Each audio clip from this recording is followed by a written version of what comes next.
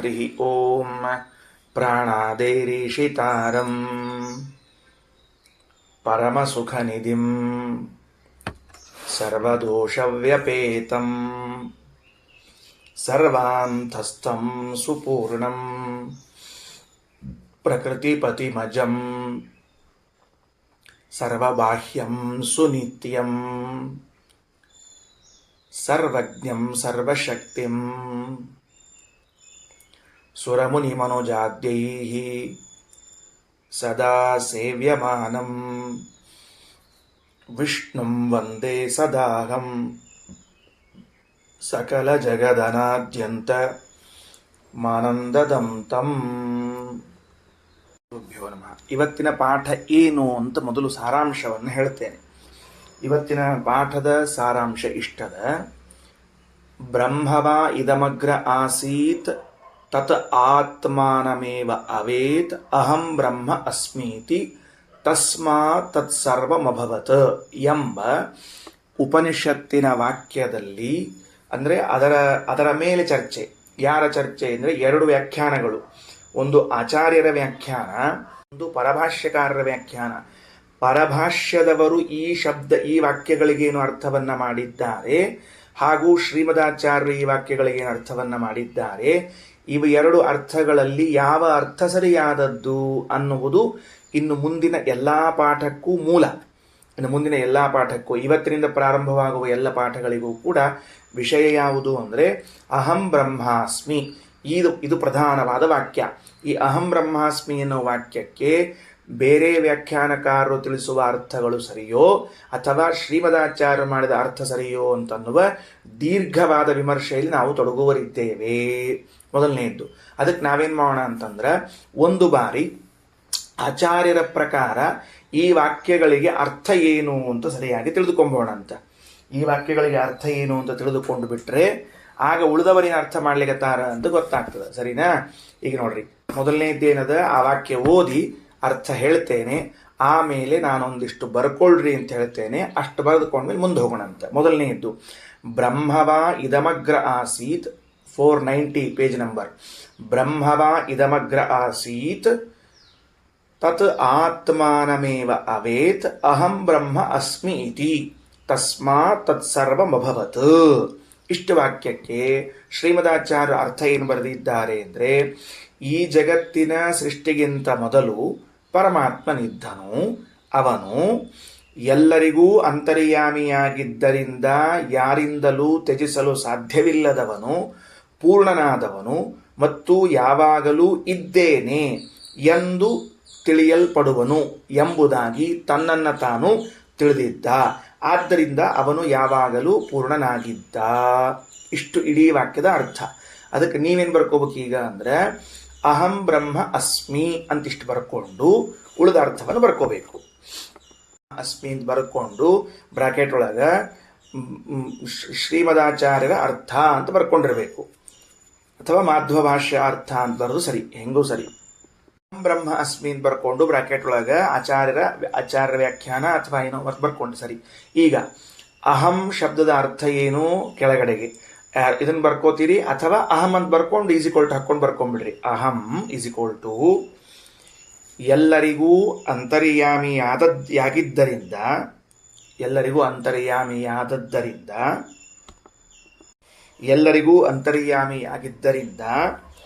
ಯಾರಿಗೂ ತ್ಯಜಿಸಲು ಸಾಧ್ಯವಿಲ್ಲ, ಅಥವಾ ಯಾರಿಂದಲೂ ತ್ಯಜಿಸಲು ಸಾಧ್ಯವಿಲ್ಲ.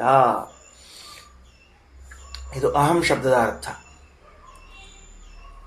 ಶ್ರೀಮದಾಚಾರ್ಯರ ಪ್ರಕಾರ ಅಹಂ ಅನ್ನುವಂತಹ ಶಬ್ದದ ಅರ್ಥ ಏನು ಅಂದರೆ ನಾನು ಅಂತ ಅರ್ಥ ಅಲ್ಲ. ಯಾವಾಗಲೂ ನಾವು ಅಹಂ ಅನ್ನುವ ಶಬ್ದ, ಇದು ಅಸ್ಮತ್ ಶಬ್ದದ ಅರ್ಥ. ಅದಕ್ಕೆ ನಾ ಬರ್ಕೊಳ್ರಿ ಅಂದಷ್ಟೇ ಬರ್ಕೋಬೇಕಾ, ಹೇಳಿದ್ದು ಬರ್ಕೋಬಾರದು. ಹೇಳಿದ ವಿಷಯ ವಿವರಣೆ ಕೊಡ್ತಿರ್ತದೆ. ಎರಡೂ ಸೇರಿಸ್ಕೊಂಡ್ರಿ ಅಂದ್ರೆ ಮುಂದೆ ವಾಕ್ಯಾರ್ಥ ತಪ್ತದೆ. ಅದಕ್ಕೆ ಶ್ರೀಮದಾಚಾರ್ಯ ಪ್ರಕಾರ ಅಹಂ ಬ್ರಹ್ಮಾಸ್ಮಿ ಅನ್ನೋ ವಾಕ್ಯದಲ್ಲಿ ಮೊದಲನೇ ಅಹಂ ಶಬ್ದಕ್ಕೆ ನಾನು ಎಲ್ಲರಿಗೂ ಅಂದರೆ ಪರಮಾತ್ಮ ಎಲ್ಲರಿಗೂ ಅಂತರ್ಯಾಮಿಯಾಗಿದ್ದರಿಂದ ಯಾರೂ ಕೂಡ ಅವನನ್ನ ತ್ಯಜಿಸಲಾರರು, ಬಿಡಲಾರರು. ಯಾವ ವಸ್ತುವನ್ನು ಬಿಡಬಹುದು? ಹೊರಗಿರುವ ವಸ್ತುವನ್ನು, ಬೇಡವಾದ ವಸ್ತುವನ್ನು ಬಿಡಬಹುದು. ಆದರೆ ಒಳಗೆ ನನ್ನೊಳಗೇನೆ ಅಂತರ್ಯಾಮಿಯಾಗಿ ಇದ್ದದ್ದರಿಂದ ನನ್ನನ್ನೇ ನಾನು ತ್ಯಜಿಸಲು ಬರುವುದಿಲ್ಲವಾದ್ದರಿಂದ ನನ್ನ ಅಂತರ್ಯಾಮಿಯಾದ ಪರಮಾತ್ಮನನ್ನು ತ್ಯಜಿಸಲು ಬರುವುದಿಲ್ಲ. ಇದು ಅಹಂ ಶಬ್ದದ ಅರ್ಥವೇ ಹೊರತಾಗಿ ನಾವು ಸಾಮಾನ್ಯ ಸಂಸ್ಕೃತ ಬಲ್ಲವರು ಹೇಳುವ ಅಹಂ ಅಲ್ಲ. ಒಂದು. ಎರಡನೆಯದ್ದು, ಬ್ರಹ್ಮ ಶಬ್ದದ ಅರ್ಥ ಬರ್ಕೋಬೇಕು. ಇಸಿಕೊಲ್ಟ್ ಹಾಕ್ಕೊಂಡು ಪೂರ್ಣ ಅಂತ ಬರ್ಕೋಬೇಕು. ಪೂರ್ಣನಾದವನು. ಅಹಂ ಎಲ್ಲರಿಗೂ ಅಂತರ್ಯಾಮಿಯಾಗಿದ್ದರಿಂದ ಯಾರಿಂದಲೂ ತಿಳಿಸಲು ಸಾಧ್ಯವಿಲ್ಲದವನು. ಬ್ರಹ್ಮ ಪೂರ್ಣನಾದವನು ಬರ್ಕೊಂಡು ಯಾವಾಗಲೂ ಇದ್ದವನು ಎಂದು ತಿಳಿಯಲ್ಪಡುವನು. ಅಸ್ಮಿ ಇಸಿಕೊಲ್ಟು ಯಾವಾಗಲೂ ಇದ್ದವನು ಎಂದು ತಿಳಿಯಲ್ಪಡುವನು. ಯಾವಾಗಲೂ ಇದ್ದೇನೆಂದು ತಿಳಿಯಲ್ಪಡುವನು ಎಂದು ತನ್ನನ್ನೇ ತಾನು ತಿಳಿದವನು ಪರಮಾತ್ಮ. ಎಂದು ತನ್ನನ್ನೇ ತಾನು ತಿಳಿದವನು ಪರಮಾತ್ಮ. ಇದು ಕೊನೆಯ ವಾಕ್ಯ ಅಹಂ ಬ್ರಹ್ಮಾಸ್ಮಿಗೆ ಸಂಬಂಧಪಟ್ಟದಲ್ಲ, ಒಟ್ಟಾರೆ ಅಭಿಪ್ರಾಯ. ಎಂದು ತನ್ನನ್ನೇ ತಿಳಿದವನು ಪರಮಾತ್ಮ.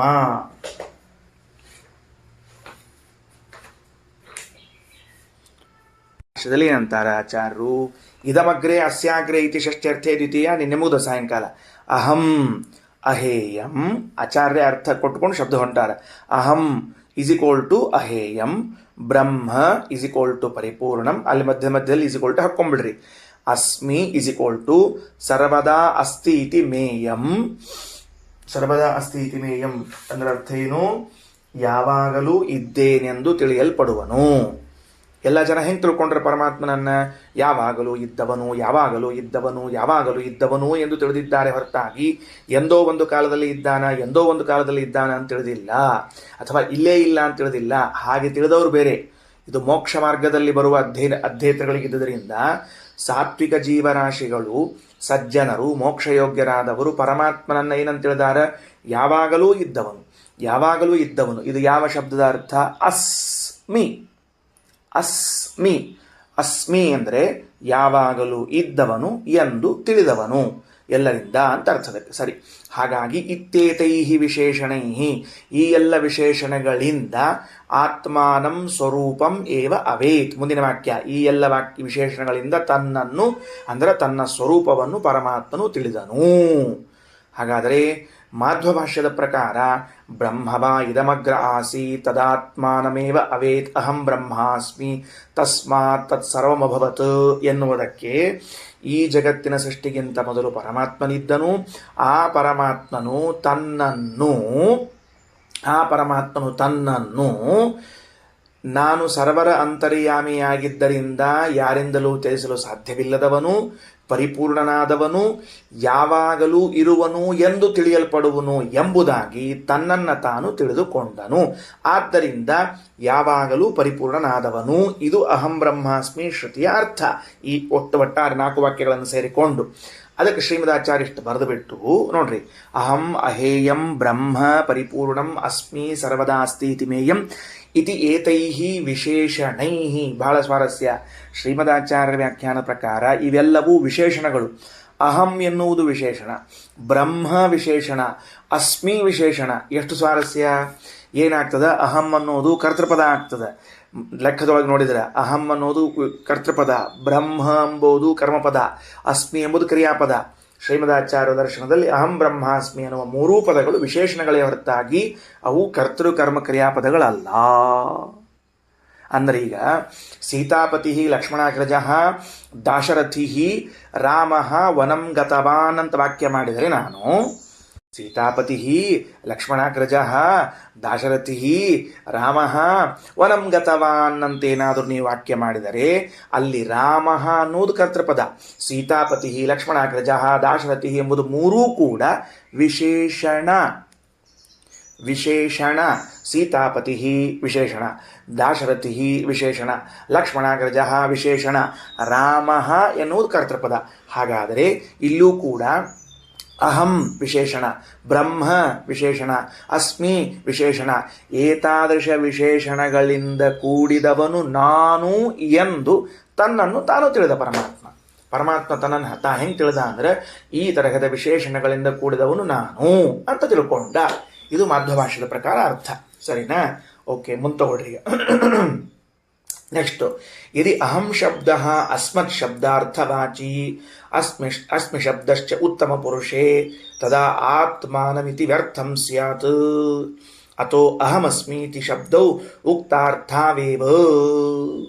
ಈಗ ಪರಭಾಷ್ಯದ ವಿಮರ್ಶೆಯಲ್ಲಿ ತೊಡಗುತ್ತಾ ಇದ್ದಾರೆ. ಹೆಂಗೆ ಮಾಡಬೇಕು ಅಂತದ. ಅದಕ್ಕೆ ಮೊದಲು ನಾ ಏನು ಮಾಡಿಬಿಡ್ತೀನಿ ಅಂದರೆ ಅವ್ರದ್ದು ಏನದ ಅಂತ ಒಂದು ಅನುವಾದ ಮಾಡ್ತೀನಿ. ಯಾಕಂದ್ರೆ ಇಲ್ಲಿ ಇದ್ದಿದ್ದಷ್ಟೇ ಹೇಳಿದ್ರೆ ಏನು ಕಲ್ಪನಾ ಬರೋದಿಲ್ಲ. ಇಲ್ಲೇನು ಹೇಳ್ಬಿಟ್ಟಾರ ಅಂದ್ರೆ ಶ್ರೀಮದಾಚಾರ್ಯರು ನೋಡ್ರಿ, ವಾಕ್ಯ ಅರ್ಥ. ಯದಿ ಎಲ್ಲಿ ತನಕ ಮುಗ್ದದ? ಸ್ವರೂಪಮೇವ ಅವೇತ್ ಮುಗ್ದದ. ಈ ಅಹಂ ಶಬ್ದ ಇಲ್ಲಿಂದ ಪ್ರಾರಂಭ ಆಗಬೇಕು ಈ ಪಾಠ. ಯದಿ ಅಹಂ ಶಬ್ದ ಅಸ್ಮತ್ ಶಬ್ದಾರ್ಥವಾಚಿ, ಇಲ್ಲಿ ಬಂದ ಅಹಂ ಶಬ್ದವು ಇದನ್ನು ನೀವು ವಿಶೇಷಣ ಅಂತ ಒಪ್ಪದೆ ಅಸ್ಮತ್ ಶಬ್ದದ ಅರ್ಥವನ್ನ ಹೇಳುವಂತಹದ್ದು, ಅಂದ್ರೆ ನಾನು ಎಂಬ ಅರ್ಥವನ್ನ ಹೇಳ್ತದ ಅಂತ ಇಟ್ಟುಕೊಂಡ್ರ ಸರಿ ಹೋಯ್ತಾ? ಯದಿ ಒಂದು ವೇಳೆ ಅಹಂ ಶಬ್ದ, ಈ ಉಪನಿಷತ್ತಿನಲ್ಲಿ ಬಂದಿರುವ ಅಹಂ ಶಬ್ದವು ಅಸ್ಮತ್ ಶಬ್ದಾರ್ಥವಾಚಿ ನಾನು ಎಂಬ ಅರ್ಥವನ್ನು ಹೇಳುವಂತಹದ್ದು ಅಂತ ಇಟ್ಟುಕೊಂಡು ಅಸ್ಮಿ ಶಬ್ದಶ್ಚ, ಅಸ್ಮಿ ಎನ್ನುವಂತಹ ಶಬ್ದವು ಉತ್ತಮ ಪುರುಷೇ ಅಂದರೆ ಕ್ರಿಯಾಪದವನ್ನು ಹೇಳಲಿಕ್ಕೆ ಹೊರಟಿದ್ದಾದರೆ ಆಗ ಆತ್ಮಾನಂ ಇತಿ ವ್ಯರ್ಥಂ ಸ್ಯಾತ್, ಆತ್ಮಾನಂ ಎನ್ನುವಂತಹ ಪದವು ವ್ಯರ್ಥವಾಗಬೇಕಾಗುತ್ತದೆ. ಮೊದಲನೇ ಆಕ್ಷೇಪ ಶ್ರೀಮದಾಚಾರ್ಯದು, ಮೊದಲನೇ ಪ್ರಶ್ನೆ. ಯಾಕೆ ಅಲ್ಲಿ ಬಂದದ? ತದಾತ್ಮಾನಮೇವ ಅವೇತ್, ತನ್ನನ್ನು ತಾನು ತಿಳಿದುಕೊಂಡನು ಅಂತ ಬಂದಿಲ್ಲ ಅಲ್ಲಿ. ತದಾತ್ಮಾನಮೇವ ಅವೇತ್ ಅಂತ ಬಂದಿಲ್ಲ. ಆಗ ಅದೇನಾಗ್ತದೆ ಅಂದ್ರೆ ವ್ಯರ್ಥವಾಗಬೇಕಾಗುತ್ತದೆ. ಇಷ್ಟಿರಲಿ. ಇಷ್ಟು ತಿಳ್ಕೊಂಡು ನಾವು ಎಲ್ಲಿಗೆ ಹೊರಡೋಣ ಅಂದ್ರೆ, ಹಾಗಾದರೆ ಇದು ಪರಭಾಷ್ಯ ವಿಮರ್ಶೆ ಪ್ರಾರಂಭ ಆಯಿತು ಅಂತ ತಿಳ್ಕೋಣಂತ. ಮೊದಲು ಈ ಪ್ರಸಂಗಕ್ಕೆ ಪರರು ತಮ್ಮ ಭಾಷ್ಯದಲ್ಲಿ ಏನು ವ್ಯಾಖ್ಯಾನ ಬರೆದಿದ್ದಾರೆ ಅಂದರೆ, ಬ್ರಹ್ಮವಾ ಇದಮಗ್ರ ಆಸೀತ್ ತದಾತ್ಮಾನಮೇವ ಅವೇತ್ ಅಹಂ ಬ್ರಹ್ಮಾಸ್ಮೀತಿ ತಸ್ಮಾತ್ ತತ್ಸರ್ವಮಭವತ್ ಎನ್ನುವ ವಾಕ್ಯ, ಹಾಗೂ ಅದರ ಹಿಂದಿನ ವಾಕ್ಯ ಅಂದರೆ ತದಾಹುರ್ ಯದ್ ಬ್ರಹ್ಮ ವಿದ್ಯೆಯ ಸರ್ವಂ ಭವಿಷ್ಯಂತೋ ಮನುಷ್ಯ ಮನ್ಯಂತೆ ಕಿಮು ತದ್ಬ್ರಹ್ಮ ಅವೇದ್ ಯಸ್ಮಾತ್ ತತ್ಸರ್ವಮಭವತ್ ಎನ್ನುವ ಮೂರನೇ ಮಂತ್ರ ಹಾಗೂ ನಾಲ್ಕನೇ ಮಂತ್ರದ ಪ್ರಾರಂಭಗಳನ್ನು ಹೀಗೆ ವ್ಯಾಖ್ಯಾನಿಸಿದ್ದಾರೆ. ಏನಂತ ಅಂದರೆ, ವೇದವು ಆತ್ಮೇತ್ತೇವ ಉಪಾಸೀತ ಅಂತ ಹೇಳಿಬಿಡ್ತು. ಇದು ಶುದ್ಧವಾಗಿ ಅದ್ವೈತ ದರ್ಶನದ ವಿವರಣೆ, ಅವರು ಮಾಡಿದ ವ್ಯಾಖ್ಯಾನದ ಅನುವಾದವನ್ನ ಮಾಡುತ್ತಿದ್ದೇವೆ. ಹಿಂದಿನ ಮಾತಿನಲ್ಲಿ ಆತ್ಮೇತ್ತೇವ ಉಪಾಸೀತ ಅಂತ ಬಂತು. ಬ್ರಹ್ಮನನ್ನು ಹೇಗೆ ಉಪಾಸಿಸಬೇಕು ಅಂದಾಗ ಆತ್ಮೇತ್ತೇವ ಉಪಾಸೀತ ಅಂತ ಬಂತು. ಇದಕ್ಕೊಂದು ದೃಷ್ಟಾಂತ ಬೇಕಾಯಿತು ವೇದಕ್ಕೆ. ಏನಂತ ದೃಷ್ಟಾಂತ ಬೇಕಾಯಿತು? ಆತ್ಮ ಎಂದು ಉಪಾಸನೆ ಮಾಡಬೇಕು ಅಂತಂದರೆ ಜೀವ ಹಾಗೂ ಬ್ರಹ್ಮರನ್ನು ಅಭಿನ್ನರಾಗಿ ಉಪಾಸಿಸಬೇಕು ಅಂತ ಉಪನಿಷತ್ತು ಹೇಳಿಬಿಡ್ತೀವು. ಅದಕ್ಕೊಂದು ನಮಗೆ ದೃಷ್ಟಾಂತ ಬೇಕಲ್ಲ, ಹಾಗೆ ಯಾರಾದರೂ ಮಾಡಿದ್ದಾರಾ, ಅದರ ಫಲವೇನು ಅಂತ ಪ್ರಶ್ನೆ ಬಂದಾಗ ಉಪನಿಷತ್ತು ಮುಂದೆ ವರೆಸಿತು. ಉಪನಿಷತ್ತು ಮೊದಲು ಪ್ರತಿಜ್ಞೆ ಮಾಡಿತು, ಆತ್ಮೇತ್ತೇವ ಉಪಾಸೀತ, ಜೀವಬ್ರಹ್ಮರನ್ನು ಅಭಿನ್ನರೆಂಬುದಾಗಿ ತಿಳಿಯಬೇಕು ಅಂತ ಪ್ರತಿಜ್ಞೆ ಮಾಡಿತು. ಅದಕ್ಕನುಗುಣವಾಗಿ ಮುಂದೆ ಹೊರಟಂತೆ ಏನಂತ ಒಂದು ಕಥೆ. ಏನು ಕಥೆ ಹೇಳ್ತದೆ ಉಪನಿಷತ್ತು? ಸಂಸಾರದ ನಿವೃತ್ತಿಯನ್ನು ಅಪೇಕ್ಷಿಸಿರುವಂತಹ ಮನುಷ್ಯರು ಯಾರು ಅಧಿಕಾರಿಗಳಿದ್ದಾರೋ ಅಂಥವರು, ಈಗ ಉದಾಹರಣೆಗೆ ಲೋಕದಲ್ಲಿ ಸಂಸಾರದಲ್ಲಿ ಬಂದಿರ್ತಾರೆ, ನೊಂದಿರ್ತಾರೆ, ತ್ರಾಸಾಗಿರ್ತದೆ. ಅವರು ಈ ಸಂಸಾರ ಸಾಕಪ್ಪ ಅಂತ ತಿಳಿದುಕೊಂಡು ಹೇಳಿ ಇದರಿಂದ ನಿವೃತ್ತಿಯನ್ನು ಅಪೇಕ್ಷೆ ಮಾಡಿಕೊಂಡ ಕೆಲವು ಮನುಷ್ಯರು ಗುರುಗಳ ಹತ್ರ ಹೋದರು. ಗುರುಗಳ ಹತ್ರ ಹೋಗಿ ಕೇಳಿದ್ರಂತೆ. ಏನು ಕೇಳಿದ್ರಂತ? ಗುರುಗಳ ಹತ್ರ ಹೋಗಿ ಬಹಳ ಚಂದದ, ಇದು ಅವ್ರ ವ್ಯಾಖ್ಯಾನ. ಅವ್ರ ವ್ಯಾಖ್ಯಾನ ಏನು ಅಂದರೆ, ಕೆಲವು ಮನುಷ್ಯರು ಅಂದರೆ ಯೋಗ್ಯರಾದವರು ಗುರುಗಳ ಕಡೆಗೆ ಹೋಗಿ ಹೀಗೆ ಪ್ರಶ್ನಿಸುತ್ತಾ ಇದ್ದಾರೆ. ಆತ್ಮೇತ್ತೇವ ಉಪಾಸೀತ ಅಂತ ತಿಳಿದುಕೊಂಡು ವೇದವೇನೋ ಹೇಳ್ತಾ ಇದೆ, ಇದೇನೀ ಬ್ರಹ್ಮವಿದ್ಯಾ ಅದ. ಬ್ರಹ್ಮವಿದ್ಯಾ ಅಂದ್ರೆ ಜೀವಬ್ರಹ್ಮರ ಮಧ್ಯದಲ್ಲಿ ಐಕ್ಯವನ್ನು ಹೇಳುವಂತಹ ವಿದ್ಯಾ. ಈ ಜೀವಬ್ರಹ್ಮರ ಮಧ್ಯದಲ್ಲಿ ಇರುವಂತಹ ಐಕ್ಯವನ್ನು ತಿಳಿದುಕೊಂಡ್ರೆ ನಾವು ತಿಳಿದುಕೊಂಡವರು ಎಲ್ಲರಾಗಿ ಬಿಡುತ್ತೇವೆ, ಅಂದರೆ ಎಲ್ಲ ಪದಾರ್ಥಗಳಿಂದ ಅಭಿನ್ನರಾಗಿ ಬಿಡುತ್ತೇವೆ ಅಂತ ಏನದ, ಅಭಿನ್ನರಾಗ್ತೇವೆ ಅಂತೇನದ, ಇದನ್ನ ತಿಳ್ಕೊಂಡಿದ್ದಾರಲ್ಲ ಕೆಲವರು. ಇದರ ಅರ್ಥ ಏನು? ಇದರ ಅರ್ಥ ಏನು? ಬ್ರಹ್ಮವಿದ್ಯೆಯನ್ನು ತಿಳಿದುಕೊಂಡರೆ, ಬ್ರಹ್ಮವಿದ್ಯೆ ಅಂದ್ರೆ ಅರ್ಥ ಏನು? ಜೀವ ಹಾಗೂ ಬ್ರಹ್ಮರ ಮಧ್ಯದಲ್ಲಿ ಐಕ್ಯವನ್ನು ತಿಳಿದುಕೊಳ್ಳುವುದು, ಇದು ಬ್ರಹ್ಮವಿದ್ಯಾ. ಯಾರ ಪ್ರಕಾರ? ಪರಭಾಷ್ಯಕಾರರ ಪ್ರಕಾರ. ಕಿಂ ತತ್ ಯದ್ ಬ್ರಹ್ಮವಿದ್ಯೆಯ ಬ್ರಹ್ಮಸ್ವಾತ್ಮತಾದಾತ್ಮ್ಯ ವಿದ್ಯೆಯ ಬ್ರಹ್ಮನಿಗೂ ಜೀವನಿಗೂ ಅಭೇದ ಹೇಳುವಂತಹ ವಿದ್ಯೆ ಏನಿದೆಯಲ್ಲ, ಈ ವಿದ್ಯಾ ಇದನ್ನು ತಿಳಿಯುವುದರಿಂದ, ಅಂದರೆ ಜೀವಬ್ರಹ್ಮರ ಮಧ್ಯೆ ಐಕ್ಯವನ್ನು ತಿಳಿಯುವುದರಿಂದ ನಾವು ಎಲ್ಲರ ಜೊತೆಗೆ ಅಭಿನ್ನರಾಗಿ ಬಿಡುತ್ತೇವೆ ಅಂತೇನು ಕೆಲವರು ಉಪಾಸನಾ ಮಾಡಿದವರಿದ್ದಾರಲ್ಲ, ಇಲ್ಲಿ ನಮಗೆ ಕೆಲವು ಪ್ರಶ್ನೆ ಇದೆ. ಏನು ಪ್ರಶ್ನೆ ಇದೆ ಅಂದರೆ, ಬ್ರಹ್ಮ ಅಂದರೆ ಯಾರು ಪ್ರಶ್ನೆ. ಬ್ರಹ್ಮ ಅಂದರೆ ಯಾರು? ಎರಡನೆಯದ್ದು, ಏನನ್ನ ತಿಳಿದ? ಮೂರನೆಯದ್ದು, ಎಲ್ಲವೂ ನಾವೇ ಆಗುವುದು ಅಂದರೆ ಏನು? ಈ ಮೂರು ಪ್ರಶ್ನೆ ಇದೆಲ್ಲದ. ತದಾಹುರ್ಯದ್ ಬ್ರಹ್ಮವಿದ್ಯೆಯ ಸರ್ವಂ ಭವಿಷ್ಯಂತೋ ಮನುಷ್ಯಾಮನ್ನಂತೆ 490ನೇ ಪುಟದಲ್ಲಿ ನಿಮ್ಮಲ್ಲಿ ಮಂತ್ರ ಇದೆ ನೋಡ್ರಿ, ಆ ಮಂತ್ರ ತಗೊಳ್ರಿ, ಮಂತ್ರಕ್ಕೆ ಅರ್ಥ ಗೊತ್ತಾಗ್ತದೆ. ಮೂರನೇ ಮಂತ್ರ ತತ್ ಆಹುಹು, ಅದನ್ನು ಹೇಳಿದ್ರೆ ಅವ್ರು ಬಂದವರು, ಯತ್ ಬ್ರಹ್ಮವಿದ್ಯೆಯ ಸರ್ವಂ ಭವಿಷ್ಯಂತಹ ಮನುಷ್ಯಾ ಮನ್ಯಂತೆ. ಬ್ರಹ್ಮವಿದ್ಯೆಯ ಅಂತನ್ನೋ ಶಬ್ದಕ್ಕೆ ಜೀವಬ್ರಹ್ಮರ ಮಧ್ಯದಲ್ಲಿ ಐಕ್ಯವೇನಿದೆಯೋ, ಈ ವಿದ್ಯೆಯಿಂದ, ಐಕ್ಯಜ್ಞಾನದಿಂದ ಸರ್ವಂ ಭವಿಷ್ಯಂತಹ, ನಾವು ಎಲ್ಲರಿಂದ ಅಭಿನ್ನರಾಗಿ ಬಿಡುತ್ತೇವೆ ಅಂತೇನು ಮನುಷ್ಯರು ಅಂದುಕೊಳ್ತಾರೋ. ನಮ್ಮ ಪ್ರಶ್ನೆ ಅದು, ಕಿಂ ತದ್ ಬ್ರಹ್ಮ, ಅಲ್ಲಿ ಬ್ರಹ್ಮ ಅಂದರೆ ಯಾರು? ಕಿಂ ವಾ ಅವೇತ್, ಏನು ತಿಳ್ಕೊಂಡ? ಕಿಂ ಗೋವಾ ಸರ್ವಭಾವ, ಎಲ್ಲವೂ ನಾನೇ ಆಗುವುದು ಅಂದರೆ ಏನು? ಈ ಮೂರು ಪ್ರಶ್ನೆಗಳು ಬರ್ತದೆ ಈ ವಾಕ್ಯದಲ್ಲಿ. ಮೂರು ಭಾಗ ಮಾಡಿಕೊಂಡ್ರ, ಕಿಂ ತದ್ ಬ್ರಹ್ಮ, ಕಿಂ ವಾ ಅವೇತ್, ಕೋ ವಾ ಸರ್ವಭಾವ ಅಂತ ಬಂತು. ಯಾಕೆ ಹಂಗೆ ಕೇಳಿದ್ರಿಪ್ಪ ಅಂತಂದ್ರೆ, ಅದಕ್ಕೆ ಈ ಪ್ರಶ್ನೆ ಏನದ ಅಂದ್ರೆ, ಬ್ರಹ್ಮ ಯಾರು ಅಂತ ಯಾಕೆ ಕೇಳ್ತಿದ್ದೀರಿ? ಬ್ರಹ್ಮ ಅಂದರೆ ಪರಮಾತ್ಮನಲ್ಲೇನು ಅಂದ್ರೆ, ಹಂಗೆ ಹೇಳ್ತಿಲ್ಲ ನಾವು. ಬ್ರಹ್ಮ ಅಂದರೆ ಅವನು ನಮ್ಮ ಸ್ವರೂಪವೇ ಆಗಿದ್ದಾನ, ಅಥವಾ ನಮ್ಮ ಸ್ವರೂಪದಿಂದ ಅತಿರಿಕ್ತನಾಗಿದ್ದಾನ? ಯಾರು ಬ್ರಹ್ಮ ಅಂದರೆ ಯಾರು? ಇದು ಅದ್ವೈತ ದರ್ಶನದಲ್ಲಿ ತೆಗೆದುಕೊಂಡ ವ್ಯಾಖ್ಯಾನ. ಬ್ರಹ್ಮ ಅಂದರೆ ಯಾರು? ಬ್ರಹ್ಮ ಅಂದರೆ ನನ್ನ ಸ್ವರೂಪನೇ ಆಗಿದ್ದಾನ, ನನ್ನಿಂದ ಭಿನ್ನನಾಗಿದ್ದಾನ? ಮೊದಲನೇ ಪ್ರಶ್ನೆ. ಎರಡನೆಯದ್ದು, ತಿಳಿದುಕೊಂಡ ಅಂದರೆ ಏನು ತಿಳ್ಕೊಂಡ? ಸ್ವರೂಪವನ್ನು ತಿಳಿದುಕೊಂಡನೋ, ಬೇರೆದನ್ನು ತಿಳಿದುಕೊಂಡನೋ? ಮೂರನೆಯದ್ದು, ಸರ್ವಭಾವ, ಎಲ್ಲವೂ ತಾನಾದ ಅಂದರೆ ಈ ಮೊದಲೇ ಎಲ್ಲವೂ ತಾನಾಗಿದ್ದ, ಅದು ಅಭಿವ್ಯಕ್ತವಾಯಿತು ಅಂತ ಅರ್ಥವಾ, ಅಥವಾ ಹೊಸದಾಗಿ ಇವನು ಎಲ್ಲ ಪದಾರ್ಥಗಳ ಜೊತೆಗೆ ಅಭಿನ್ನನಾದ ಅಂತ ಅರ್ಥವಾ? ಈ ಮೂರು ಪ್ರಶ್ನೆಗಳನ್ನು ಮಾಡ್ತಾ ಇದ್ದಾರೆ. ಪರಭಾಷ್ಯದಲ್ಲಿ ತದಾಹುರ್ಯದ್ ಬ್ರಹ್ಮವಿದ್ಯೆಯ ಸರ್ವಂ ಭವಿಷ್ಯಂತೋ ಮನುಷ್ಯ ಮನ್ಯಂತೆ ಕಿಂ ತದ್ ಬ್ರಹ್ಮ ಅವೇತ್ ಯದ್ಯಸ್ಮಾತ್ ತತ್ ಸರ್ವಮಭವತ್ ಎನ್ನುವಂತಹ ವಾಕ್ಯಕ್ಕೆ ಏನು ಅರ್ಥ ಬರೆದಿದ್ದಾರೆ ಅಂದರೆ, ಸಂಸಾರದ ದುಃಖಗಳನ್ನು ಕಂಡು ವಿರಕ್ತರಾಗಿರುವಂತಹ ಕೆಲವು ಮನುಷ್ಯರು ಗುರುಗಳನ್ನು ಹುಡುಕಿಕೊಂಡು ಹೋಗಿ ಗುರುಗಳ ಬಳಿ ಕೇಳಿದ್ರಂತೆ. ಏನಂತ? ಶಾಸ್ತ್ರವೇನೋ ಆತ್ಮೇತ್ಯೇವ ಉಪಾಸೀತ ಅಂತ ಹೇಳ್ತಾ ಇದೆ. ಈಗ ಜೀವಬ್ರಹ್ಮರ ಮಧ್ಯದಲ್ಲಿ ಅಭೇದವಿದೆ. ಆ ಜೀವಬ್ರಹ್ಮರ ಮಧ್ಯದಲ್ಲಿರುವಂತಹ ಅಭೇದವನ್ನು ತಿಳಿಸುವಂತಹ ವಿದ್ಯೆ ಬ್ರಹ್ಮವಿದ್ಯೆ ಅಂತ ತಿಳಿಸ್ತಕ್ಕಂತಹದ್ದು. ನಾನೇ ದೇವರು, ನನ್ನ ಬಿಟ್ಟು ಪ್ರತ್ಯೇಕ ದೇವರು ಅಂತ ಒಬ್ಬರು ಇಲ್ಲ, ಅಸ್ತಿತ್ವದಲ್ಲೇ ಇಲ್ಲ. ಆದಮೇಲೆ ಬ್ರಹ್ಮ ಸ್ವಾತ್ಮ ತಾದಾತ್ಮ ವಿದ್ಯೆ. ಈ ಬ್ರಹ್ಮವಿದ್ಯೆಯಿಂದ ನಾವು ಎಲ್ಲರಿಂದಲೂ ಅಭಿನ್ನರಾಗುತ್ತೇವೆ ಅಂತೇನಂತಾರ. ಆ ಜೀವಬ್ರಹ್ಮರ ಐಕ್ಯವನ್ನು ಚಿಂತನಾ ಮಾಡೋದರಿಂದ ಎಲ್ಲವೂ ನಾವಾಗ್ಬಿಡ್ತೀವಿ. ಯಾಕಂದ್ರೆ ಬೇರೆ ಏನದ? ಯಾರಿಲ್ಲೇ ಇಲ್ಲ, ಬೇರೆ ಇನ್ಯಾರಿದ್ದಾರೆ? ಇರೋದೇ ಜೀವ ಬ್ರಹ್ಮ ಅಂತ ಅನ್ನೋದು ಒಂದು ಎರಡು ಆಗ್ಯಾವ, ಅವೆರಡು ಒಂದು ಆಗ್ಬಿಟ್ರೆ ಇನ್ನೇನು ಉಳಿಯಂಗೇ ಇಲ್ಲ ಅಂತ ಹೇಳಿ ಏನು ಹೇಳ್ತಾರೆ ಕೆಲವರು. ನಮ್ಮ ಪ್ರಶ್ನೆ ಅಲ್ಲಿದೆ, ಆ ಬ್ರಹ್ಮ ಅಂದ್ರೆ ಯಾರು? ಯಾಕಂದ್ರೆ ಬ್ರಹ್ಮವಿದ್ಯೆಯಿಂದ ಹಿಂಗಾಗ್ತದಂತ ಮುಂದೆ ಹೇಳಿಕತ್ತೀರಿ. ಹಾಗಾದ್ರೆ ಈ ಬ್ರಹ್ಮವಿದ್ಯೆಯಿಂದ ನಾವು ಎಲ್ಲರಿಂದ ಅಭಿನ್ನರಾಗುವುದಾದರೆ ಆ ಬ್ರಹ್ಮ ಯಾರು? ಆ ಬ್ರಹ್ಮ ಯಾರು ಅಂದರೆ ನಾನೇನ, ಅಥವಾ ನನ್ನಿಂದ ಭಿನ್ನನಾದವನೊಬ್ಬ ಬ್ರಹ್ಮನಿದ್ದಾನ? ಒಂದು. ಎರಡನೇದ್ದು, ತಿಳಿದುಕೊಂಡರೆ ಅಂದರೆ ಏನು ತಿಳ್ಕೊಳ್ಳೋದು? ನನ್ನನ್ನೇ ನಾನು ತಿಳಿದುಕೊಳ್ಳೋದಾ, ಅಥವಾ ನನ್ನಿಂದ ಅತಿರಿಕ್ತವಾದದ್ದನ್ನೇನಾದರೂ ತಿಳಿದುಕೊಳ್ಳೋದಾ? ಎರಡನೇ ಪ್ರಶ್ನೆ. ಮೂರನೇದ್ದು ಪ್ರಶ್ನೆ ಏನು ಅಂತ ಕೇಳಿದ್ರೆ, ಏನು ಎಲ್ಲ ಆಗುವುದು ಅಂದರೆ ಮೊದಲೇ ಎಲ್ಲವೂ ನಾನಾಗಿದ್ದೆ, ಅದು ಅಭಿವ್ಯಕ್ತವಾಯಿತಾ? ಹೇಗೆ ನಮ್ಮ ಸಿದ್ಧಾಂತದಲ್ಲಿ ಸಚ್ಚಿದಾನಂದ ಸ್ವರೂಪ ನಮ್ದು ಯಾವಾಗಲೂ ಇದ್ದೇ ಇರ್ತದೆ, ಅಪರೋಕ್ಷ ಜ್ಞಾನವಾದಾಗ ಅಭಿವ್ಯಕ್ತ ಆಗ್ತದೆ ಅಂತಂತೀವೋ,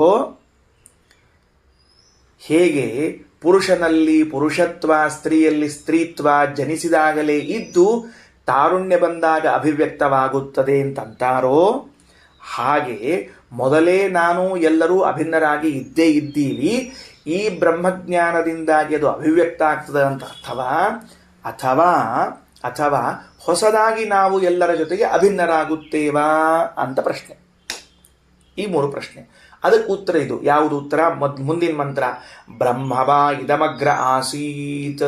ಇದಕ್ಕೆ ನಾವೇನು ಅರ್ಥ ಹೇಳಿದ್ವಿ ಹೇಳ್ರಿ? ಈ ಸೃಷ್ಟಿಗಿಂತ ಮೊದಲು ಪರಮಾತ್ಮನಿದ್ದ ನಾವು ಅರ್ಥ ಹೇಳಿದ್ವಿಲ್ಲೋ? ಪರವ್ಯಾಖ್ಯಾನಕಾರರು ಅಗ್ರೇ ಶಾಸ್ತ್ರ ಉಪದೇಶಕ್ಕಿಂತಲೂ ಮೊದಲು, ಅಗ್ರೇ ಅಂದರೆ ಮೊದಲು ಮೊದಲು ಅಂತ ಅರ್ಥ, ಸೃಷ್ಟಿಗಿಂತ ಮೊದಲು ಅಂತ ಅರ್ಥ ಅಲ್ಲಿಗೆ. ಅಗ್ರೇ ಗುರುಗಳ ಉಪದೇಶಕ್ಕಿಂತ ಮೊದಲು, ಶಾಸ್ತ್ರೋಪದೇಶಕ್ಕಿಂತ ಮೊದಲೂ ಕೂಡ ಬ್ರಹ್ಮ ಆಸೀತ್, ಈ ಶರೀರದಲ್ಲಿರ್ತಕ್ಕಂಥ ಜೀವ ಬ್ರಹ್ಮನೇ ಆಗಿದ್ದಾನೆ. ಈ ಅರ್ಥ ಇದಕ್ಕೆ. ಬ್ರಹ್ಮವಾ ಇದಮಗ್ರ ಆಸೀತ್. ಪಾಠ ಪ್ರವಚನ ಕೇಳಿಕೊಂಡ ಮ್ಯಾಲೆ ನೀ ಬ್ರಹ್ಮ ಆಗಿಲ್ಲೋ, ನೀ ಮೊದಲಿನಿಂದನೇ ಬ್ರಹ್ಮ ಇದ್ದೀಯೋ. ಎಷ್ಟು ಚಂದದ ನೋಡ್ರಿ ವ್ಯಾಖ್ಯಾನ. ಸುಳ್ಳೆ ದೂರ ಹೋಗಿ ಬಂದ್ರಿ ನೀವೆಲ್ಲ. ಏನು ಅಂದರೆ ಶಾಸ್ತ್ರಜನ್ಯ ಪ್ರಬೋಧಾತ್ ಪ್ರಾಕ್. ಅಗ್ರ ಶಬ್ದಕ್ಕೆ ಅರ್ಥ ಏನು? ಶಾಸ್ತ್ರವನ್ನು ಓದುವಕ್ಕಿಂತ ಮೊದಲು ಕೂಡ ಇದಂ, ಈ ಶರೀರದಲ್ಲಿರ್ತಕ್ಕಂಥವನೇನು ಜೀವ ಇದ್ದಾನ ಅವ ಬ್ರಹ್ಮ ಆಸೀತ್, ಬ್ರಹ್ಮನೇ ಇದ್ದಾನ. ಅಂದ್ರೆ ಏನಂದ್ರು? ಬ್ರಹ್ಮ ಅಂದ್ರೆ ಯಾರು ಪ್ರಶ್ನೆ ಮಾಡ್ಕೊಂಡಿದ್ರು. ಮೊದಲನೇ ಪ್ರಶ್ನೆ, ಬ್ರಹ್ಮ ಅಂದ್ರೆ ಯಾರು?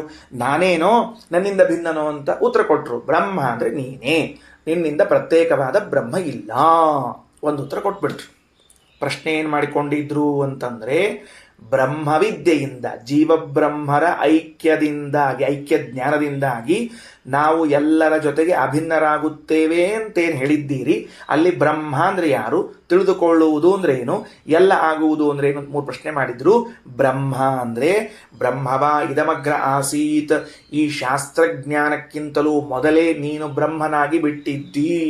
ನೀನು ಪ್ರತ್ಯೇಕನಾಗಿ ಹೊಸದಾಗಿ ಬ್ರಹ್ಮ ಆಗೋದೇನು ಬೇಡ, ನೀ ಇದ್ದೇ ಇದ್ದಿ, ಆಲ್ರೆಡಿ ಯು ಆರ್ ಗಾಡ್ ಅಂತ ಹೇಳಿಬಿಟ್ರು. ಮುಗಿದು ಹೋದ ಕೆಲಸ ಅಷ್ಟೇ. ಬ್ರಹ್ಮ ಆಸೀತ್. ಇನ್ನು ಮುಂದೆ ಏನು ಅಂದ್ರೆ ತದಾತ್ಮಾನಮೇವ ಅವೇತ್ ಅಹಂ ಬ್ರಹ್ಮಾಸ್ಮಿ ಇತಿ. 2ನೇ ಪ್ರಶ್ನೆ ಕೇಳಿದ್ರಲ್ಲ, ಏನಂತ?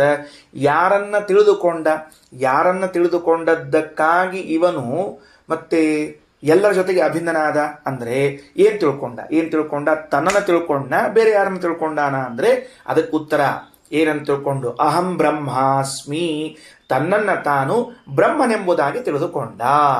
ಶಾಸ್ತ್ರ ಓದುವಕ್ಕಿಂತಲೂ ಮೊದಲೇ ತಾನು ಬ್ರಹ್ಮನಾಗಿದ್ದ. ಗುರುಗಳು ಉಪದೇಶ ಮಾಡಿ, ನೀನು ಬೇರೆ ಯಾರಲ್ಲ, ನೀನೇ ಬ್ರಹ್ಮ, ಯಾಕೆ ಮತ್ತೊಬ್ಬನ ಹುಡುಕ್ತಾ ಹೋಗ್ತಿದ್ದಿ ನೀನೆಲ್ಲಾದರೂ, ಅದಕ್ಕೆ ನಿನ್ನನ್ನು ನೀನು ಬ್ರಹ್ಮ ಅಂತ ತಿಳ್ಕೋ ಅಂತ ಹೇಳಿದಾಗ ಶಾಂತ ಮನಸ್ಸಿನಿಂದ ಅಹಂ ಬ್ರಹ್ಮಾಸ್ಮಿ, ನಾನೇ ಬ್ರಹ್ಮನಾಗಿದ್ದೇನೆ ಎಂದು ತಿಳಿದು ಬಿಟ್ಟ.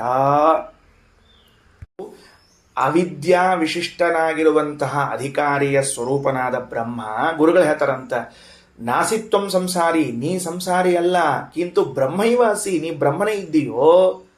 ನೀ ಸಂಸಾರಿ ಅಂತಿಕೊಂಡೇನ? ಈ ಸಂಸಾರದ ಒದ್ದಾಡೋ ನೀ ಅಲ್ಲ, ನೀ ಬ್ರಹ್ಮ ಅಂತ ದಯಾಳುಗಳಾದ ಆಚಾರ್ಯರು ಉಪದೇಶ ಮಾಡಿದಾಗ ತನ್ನನ್ನು ತಾನು ಬ್ರಹ್ಮನಿದ್ದೇನೆ, ಅಹಂ ಬ್ರಹ್ಮಾಸ್ಮಿ ಎಂದು ತಿಳಿದು ಬಿಟ್ಟ. ಮುಗೀತು. ಮುಂದೆ ಹೌದು, ಅವನು ತಿಳಿದ್ಮೇಲೆ ಎಲ್ಲವೂ ಅವನೇ ಆದ ಅಂತ ಹೇಳಿದ್ರಲ್ಲ, ಆ ಸರ್ವಭಾವ ಅನ್ನುವುದು, ಎಲ್ಲ ವಸ್ತುಗಳ ಜೊತೆಗೆ ಅಭೇದ ಅಂತನ್ನುವುದು ಮೊದಲಿಗೆ ಇದ್ದದ್ದ ಆಮೇಲೆ ಬಂದದ್ದ ಅಂತ ಕೇಳಿದ್ರಲ್ಲ, ಅದಕ್ಕೆ ಉತ್ತರ ಕೊಡ್ತೇವೆ. ಏನಂತ ಉತ್ತರ ಕೊಡ್ತೀವಿ ಅಂದ್ರೆ, ತಸ್ಮಾತ್ ತತ್ ಸರ್ವಮಭವತ್. ಏನಿಲ್ಲ, ಜೀವಬ್ರಹ್ಮರ ಮಧ್ಯದಲ್ಲಿ ಐಕ್ಯ ಜ್ಞಾನವಾಯಿತು, ಅಂದರೆ ಈ ಜೀವನಿಗೆ ನಾನೇ ಬ್ರಹ್ಮ ಎಂಬ ಜ್ಞಾನ ಆಯಿತು. ಆದ ಕೂಡಲೇ ಅವಿದ್ಯಾ ಹೊರಟೋಯಿತು, ಅವನಲ್ಲಿರುವಂತಹ ಅಜ್ಞಾನವೆಲ್ಲ ಹೊರಟೋಯಿತು. ಹೋದ ಮೇಲೆ ಅಜ್ಞಾನದಿಂದ ಉಂಟಾದ ಈ ಜಗತ್ತೆಲ್ಲವೂ ಕೂಡ ನಿವೃತ್ತವಾಗೋಯಿತು. ಆಮೇಲೆ ಉಳಿದದ್ದೇನು? ತಾನೊಬ್ಬನೇ, ಎಲ್ಲವೂ ತಾನೇ ಆದ. ಅಜ್ಞಾನ ಇತ್ತು ಇಲ್ಲಿಯವರೆಗೆ, ಇದು ಬೇರೆ ಅಂತ ತಿಳಿದುಕೊಂಡು ಎಲ್ಲ ಅಜ್ಞಾನವು ಹೊರಟೋದ ಕೂಡಲೇ ತಾನೇ ಒಬ್ಬನುಳ್ಕೊಂಡ, ಎಲ್ಲವೂ ತಾನೇ ಆದ. ಅಂದ ಮೇಲೆ ಇದು ಅದ್ವೈತ ದರ್ಶನದ ಪ್ರಕಾರ ಏನು ಅಂತ ಕೇಳಿದ್ರೆ, ಇದು ಜಗತ್ತೇನಿದೆ ಇದು ಅಜ್ಞಾನದ ಕಾರ್ಯ. ಅಂದ್ರೆ ಬ್ರಹ್ಮನಲ್ಲಿ ಅಜ್ಞಾನ ಬಂದ ಆರೋಪಿತವಾಗಿದೆ, ಅವನಿಗೆ ಸಂಬಂಧವಾಗಿದೆ. ಆ ಅಜ್ಞಾನದಿಂದ ಜಗತ್ತು ಕಲ್ಪಿತವಾಗಿದೆ. ಬ್ರಹ್ಮನಲ್ಲಿ ಒಂದು ಅಜ್ಞಾನ ಇದೆ. ಆ ಅಜ್ಞಾನದಿಂದಾಗಿ ಈ ಜಗತ್ತು ಕಲ್ಪಿತವಾಗಿದೆ. ಯಾವಾಗ ನಾನೇ ಬ್ರಹ್ಮ ಎಂಬುವಂತಹ ಜ್ಞಾನ ಬಂತೋ ಆಗ ಅಜ್ಞಾನ ಹೋತು. ಅಜ್ಞಾನ ಹೋದ ಕೂಡಲೇ ಅಜ್ಞಾನದಿಂದ ಕಲ್ಪಿತವಾದ ಜಗತ್ತು ಕೂಡ ಹೊರಟು ಹೋಯಿತು. ಇಷ್ಟು ಈ ಶ್ರುತಿಯ ಅರ್ಥ ಅಂತ ಹೇಳಿಬಿಟ್ಟು ಮಧ್ಯದ ವಾಕ್ಯ ತಗೊಂಡ್ರೀಗ. ಏನಂತ ತೆಗೆದುಕೊಂಡ್ರು?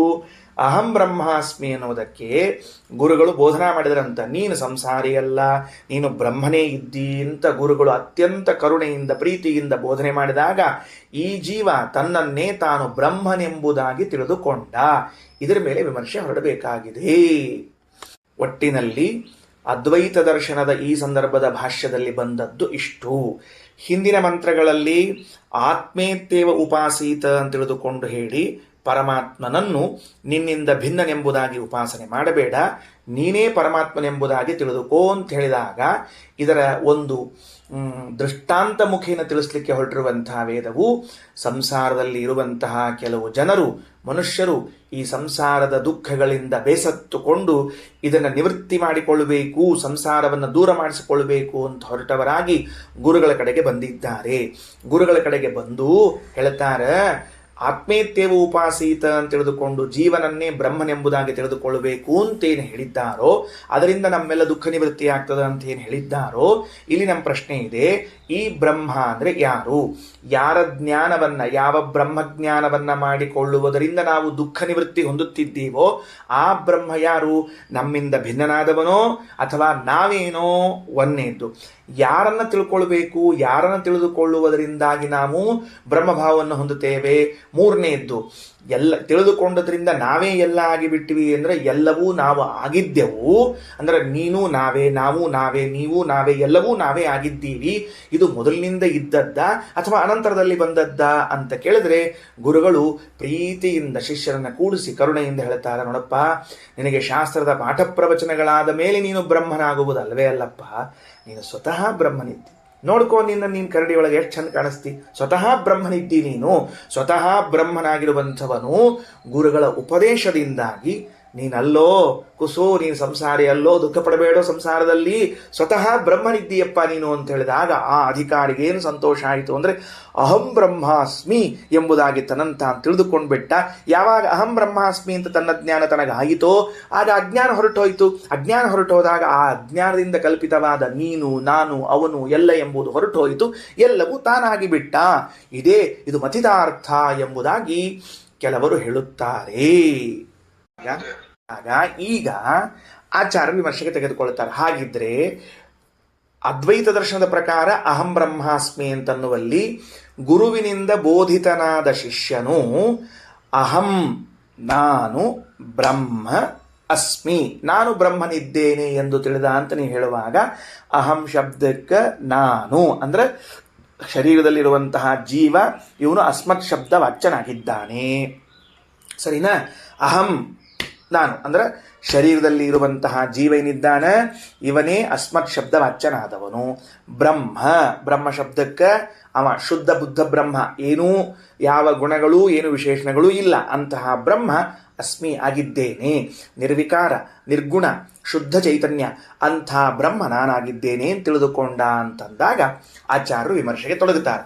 ಯದಿ ಅಹಂ ಶಬ್ದ ಅಸ್ಮತ್ ಶಬ್ದಾರ್ಥವಾಚಿ ಅಸ್ಮಿ ಶಬ್ದಶ್ಚ ಉತ್ತಮ ಪುರುಷೇ. ಈಗ ಬಂತು ನೋಡ್ರಿ ಏನಂತ, ಅಹಂ ಎನ್ನುವಂತಹ ಶಬ್ದಕ್ಕೆ ನಾನು ಅಂತ ಅರ್ಥ ಇಟ್ಟುಕೊಂಡು ಅಸ್ಮಿ ಅನ್ನೋ ಶಬ್ದಕ್ಕೆ ಉತ್ತಮ ಪುರುಷ ಕ್ರಿಯಾಪದ, ಅದು ಉತ್ತಮ ಪುರುಷ ಅಂದ ಕ್ರಿಯಾಪದ ಅಂತ ತಿಳ್ಕೋಬೇಕು. ನಾನು ಬ್ರಹ್ಮನಾಗಿದ್ದೇನೆ ಅಂದರೆ ಬ್ರಹ್ಮನಿಂದ ಅಭಿನ್ನನು ನಾನು ಅನ್ನುವಲ್ಲಿ ನಾನು ಬ್ರಹ್ಮನು ಆಗಿದ್ದೇನೆ ಅಂತೇನದ ಇದು ಉತ್ತಮ ಪುರುಷ ಕ್ರಿಯಾಪದ. ಅಹಂ ಅಂದ್ರೆ ನಾನು ಅಂತ, ನಾನು ಆಗಿದ್ದೇನೆ ಅಂತ ಇಲ್ಲಿ ಎರಡೂ ಕಡೆಗಳಲ್ಲೂ ಒಂದು ಕರ್ತೃಪದ ಒಂದು ಕ್ರಿಯಾಪದವನ್ನ ಮಾಡಿಕೊಂಡರೆ, ಇವು ಮೂರೂ ವಿಶೇಷಣ ಅಂತ ನೀವು ಹೇಳದೆ ಹೋದರೆ ಆಗ ಆತ್ಮಾನಮಿತಿ ವ್ಯರ್ಥಂ ಸ್ಯಾತ್.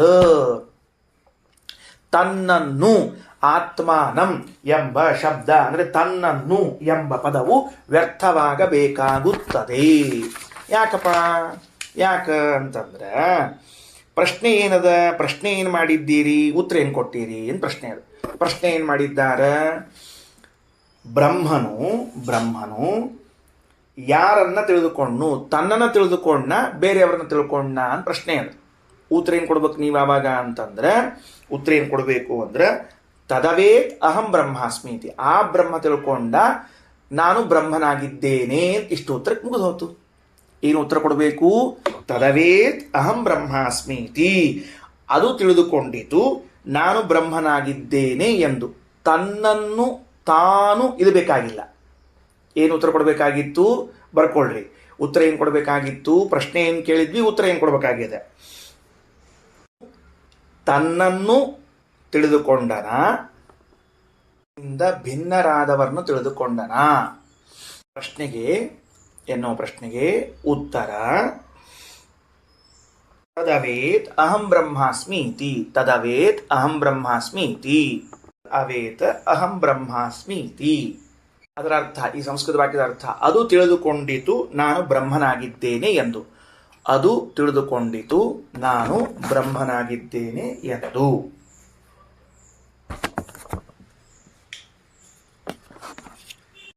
ಇಷ್ಟಕ್ಕೆ ಸಾಕಾಗಿತ್ತು. ಯಾಕಂದ್ರೆ ಪ್ರಶ್ನೆ ಕೇಳಿದ್ದೇನು? ಬ್ರಹ್ಮ ತನ್ನನ್ನು ತಿಳ್ಕೊಳ್ತು, ತನ್ನಿಂದ ಭಿನ್ನರಾದವನ್ನು ತಿಳ್ಕೊಳ್ತು ಅಂದ್ರೆ ಬ್ರಹ್ಮವು ಅಹಂ ಬ್ರಹ್ಮಾಸ್ಮಿ ನಾನು ಬ್ರಹ್ಮನಾಗಿದ್ದೇನೆಂದು ತಿಳ್ಕೊಂತು, ಮುಗಿದು ಹೋತು. ಯಾರನ್ನು ತಿಳಿದುಕೊಂಡಿತು ಅಂತನ್ನುವ ಪ್ರಶ್ನೆಯೇ ಇಲ್ಲ ಅಲ್ಲಿ.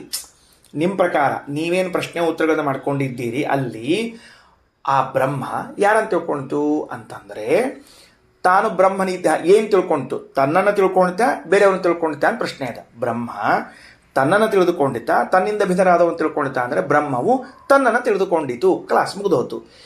ತಾನು ಬ್ರಹ್ಮನು ಅದು ತಿಳ್ಕೊಂಡಿತು ತಾನು ಬ್ರಹ್ಮ ಎಂಬುದಾಗಿ. ಇಲ್ಲಿ ಕರ್ಮಪದದ ಆಕಾಂಕ್ಷಣೆ ಇಲ್ಲಲ್ಲ. ಯಾರನ್ನ ತಿಳಿದುಕೊಂಡಿತು ಅಂತನ್ನೋ ಪ್ರಶ್ನೆ ಯಾಕೆ ಬರ್ತದೆ? ಯಾರನ್ನು ತಿಳ್ಕೊಂಡಿತು ಎಂಬ ಪ್ರಶ್ನೆ ಇಲ್ಲೇ ಇಲ್ಲ. ಅಂದ ಮೇಲೆ ನೀವು ಹೇಳುವಂತೆ ಅಹಂ ಮತ್ತು ಅಸ್ಮಿ ಎನ್ನುವಂತಹ ಎರಡು ಪದಗಳು, ಒಂದು ಅಸ್ಮತ್ ಶಬ್ದದ ಅರ್ಥವನ್ನು ಇನ್ನೊಂದು ಅಸ್ಮಿ ಶಬ್ದದ ಅರ್ಥವನ್ನು ಹೇಳುವುದಾದರೆ ಆಗ ಆತ್ಮಾನಂ ತನ್ನನ್ನು ಎನ್ನುವ ಪದ ಬೇಕಾಗಿಲ್ಲ. ಕಾರಣ ಏನು ಅಂತಂದ್ರೆ ತದವೇತ್ ಅಹಂ ಬ್ರಹ್ಮಾಸ್ಮೀತಿ, ಅದು ತಿಳಿದುಕೊಂಡಿತು ನಾನು ಬ್ರಹ್ಮನಾಗಿದ್ದೇನೆ ಎಂದು. ಇಷ್ಟು ಹೇಳಿದ್ರೆ ಸಾಕಾಗ್ತಿತ್ತು. ಯಾರನ್ನು ತಿಳಿದುಕೊಂಡಿತು ಅನ್ನುವ ಪ್ರಶ್ನೆಯೇ ಇಲ್ಲ. ಯಾಕಂದ್ರೆ ತನ್ನಿಂದ ಭಿನ್ನರಾದವರನ್ನ ತಿಳಿದುಕೊಳ್ಳುವ ವಿಷಯವೇ ಇಲ್ಲವಾದ್ದರಿಂದ ತನ್ನನ್ನೇ ತಿಳಿದುಕೊಳ್ಬೇಕಾದ್ರಿಂದ ಬ್ರಹ್ಮ ತಿಳಿದುಕೊಂಡಿತು ನಾನು ಬ್ರಹ್ಮನಾಗಿದ್ದೇನೆ. ಆಗ ಆತ್ಮಾನಮವೇತ್ ತನ್ನನ್ನು ತಿಳಿದುಕೊಂಡಿತು ಎಂಬ ಕರ್ಮಪದ ವ್ಯರ್ಥವಾಗುತ್ತದೆ. ಹಾಗಾಗಿ ನೀವು ಹೇಳಿದಂತೆ ಬೇಕಾಗಿಲ್ಲ. ನೀವು ಹಿಂಗೆ ಪ್ರಶ್ನೆ ಮಾಡ್ತೀರಿ ಅಂತ ಗೊತ್ತು ನಮಗೆ. ಅದಕ್ಕೆ ನಮ್ಮ ಆಚಾರ ಮೊದಲೇ ಬರೆದು ಬಿಟ್ಟಾರ ಏನಂತ, ಗುರುಗಳು ಉಪದೇಶ ಮಾಡಿದರು, ಅಪ್ಪ ನೀನು ಸಂಸಾರಿ ಅಲ್ಲ, ನೀನು ಬ್ರಹ್ಮನಾಗಿದ್ದೀ ಅಂತ ಉಪದೇಶ ಮಾಡಿದಾಗ ಗುರುಗಳ ಉಪದೇಶದಿಂದ ಇವನು ತನ್ನನ್ನ ತಾನು ಬ್ರಹ್ಮನೆಂಬುದಾಗಿ ತಿಳಿದುಕೊಂಡ ಅಂತ ಆ ಆತ್ಮಾನಮೆಂಬುದಕ್ಕೆ ಸಾರ್ಥಕತೆ ಬರುವಂತೆ ವ್ಯಾಖ್ಯಾನ ಮಾಡಿದ್ದೇವೆ ನಾವು. ನೀವು ನಮ್ಮನ್ನೇನು ದಡ್ರು ಅನ್ಕೊಂಡ್ಬಿಟ್ಟಿದ್ದೀರಾ? ಇಷ್ಟೇ ಹೇಳಿದ್ರೆ ಸಾಕಾಗಿತ್ತು. ತದವೇತ ಅಹಂ ಬ್ರಹ್ಮಾಸ್ಮಿ, ಅದು ತಿಳ್ಕೊಂತು ತಾನು ಬ್ರಹ್ಮನಿದ್ದೇನೆ ಅಂತ ಹೇಳ್ಕೊಂಡ್ರೆ ನಿಮ್ಮ ಪ್ರಶ್ನೆಗೆ ಉತ್ತರ ಮುಗೀತು ಅಂದ್ರೆ ಅಷ್ಟು ಉತ್ತರ ಮುಗಿಲಿಲ್ಲ. ಶಿಷ್ಯರೆಲ್ಲರೂ ಗುರುಗಳ ಕಡೆಗೆ ಬಂದು ಸಂಸಾರ ಸಾಕಾಗಿದೆ, ಒಂದು ಉಪದೇಶ ಮಾಡಿಬಿಡ್ರಿ, ಯಾವ ಉಪದೇಶದಿಂದ ನಾವು ಉದ್ಧಾರ ಆಗ್ತೀವಿ ಅಂತ ಹೇಳಿದಾಗ ಗುರುಗಳು ಹೇಳಿದ್ರು ನೀನು ಸಂಸಾರಿ ಅಲ್ಲೋ, ನೀನೇ ಬ್ರಹ್ಮನಿದ್ದಿ ಅಂತ ಹೇಳಿದಾಗ ಆ ಕೇಳಿದ ಶಿಷ್ಯ ತನ್ನನ್ನ ತಾನು ನಾನು ಬ್ರಹ್ಮನಿದ್ದೇನೆ ಅಂತ ತಿಳ್ಕೊಂಡಿದ್ದಾನ ಅಂತ ಹೇಳಿದ್ದಕ್ಕೆ ಆತ್ಮಾನಂ ಎಂಬುದು ವ್ಯರ್ಥವೇ ಅಲ್ಲ. ನಮಗೇನು ಭಾಳ ದಡ್ರ ಅಂದ್ಕೊಂಡ್ರೇನು, ನಾವು ಸರಿ ಅರ್ಥ ಮಾಡಿದ್ದೇವೆ ಒಂದು. ಇನ್ನು ಎರಡನೇದ್ದು, ನಮಗೆ ನೀವು ಹಿಂಗೆ ಹೇಳೋದಾದ್ರೆ ನಿಮಗೊಂದು ಸಮಸ್ಯೆ ಬರ್ತದಲ್ಲ. ಏನು ಸಮಸ್ಯೆ ಬರ್ತದೆ? ನಂಬಿಡ್ರಿ, ನಾವೇನೋ ಗುರುಗಳು ಶಿಷ್ಯರು ಅಂತ ಹೊಂಚ್ಕೊಂಡ್ಬಿಡ್ತೀವಿ, ನಾವು ಮುಂದೆ ಹೋಗ್ಬಿಡ್ತೀವಿ. ನೀವೇನು ಮಾಡೋರು? ನಿಮ್ಮ ಪ್ರಕಾರ ಅಹಂ ಬ್ರಹ್ಮ ಅಸ್ಮಿ ಅನ್ನೋದು ಮೂರೂ ವಿಶೇಷಣಗಳೇ ಆಗಿದ್ದರೆ, ಮೂರು ವಿಶೇಷಣಗಳಾಗಿದ್ದರೆ ನೀವೇನು ಕೇಳಿದ್ರಿ? ಬ್ರಹ್ಮ ಪೂರ್ಣನಾಗಿದ್ದಾನೆ ಅಂದ್ರೆ ಯಾರ ಜ್ಞಾನದಿಂದ ಪೂರ್ಣನಾಗಿದ್ದಾನೆ ಅಂತ ಪ್ರಶ್ನೆ ಇದೆ ನಿಮಗೆ. ನೀವೇನ್ ಮಾಡ್ಕೊಂಡಿದ್ದೀರಿ? ಜೀವರೆಲ್ಲರೂ ಭಗವಂತನ ಅಪರೋಕ್ಷ ಜ್ಞಾನದಿಂದಾಗಿ ಪೂರ್ಣತ್ವವನ್ನು ಪಡೆದದ್ದಾದರೆ ಬ್ರಹ್ಮನಾದರೂ ಪೂರ್ಣನಾಗಿದ್ದಾನೆ. ಅವನು ಯಾರ ಅಪರೋಕ್ಷ ಜ್ಞಾನದಿಂದ ಪೂರ್ಣನಾಗಿದ್ದಾನೆ ಅಂತ ಕೇಳಿದ್ರೆ ಬ್ರಹ್ಮನು ತನ್ನ ಜ್ಞಾನದಿಂದ ಪೂರ್ಣನಾಗಿದ್ದಾನೆ ಅಂತ ಉತ್ತರ ಹೇಳಿದ್ದೀರಲ್ವಾ? ನಿನ್ನೆ ಸಾಯಂಕಾಲ ಚರ್ಚೆ ಮಾಡಿದ್ದೀವಲ್ವಾ? ಹಾಗಾದರೆ ಇಷ್ಟೇ ಉತ್ತರ ಬೇಕಾಗಿದ್ದಾಗ ಬ್ರಹ್ಮವ ಇದಮಗ್ರ ಆಸೀತ್ ಅನ್ನೋ ವಾಕ್ಯವರ್ಥ ಆಯ್ತಲ್ಲ ನಿಮ್ಮ ಪ್ರಕಾರ.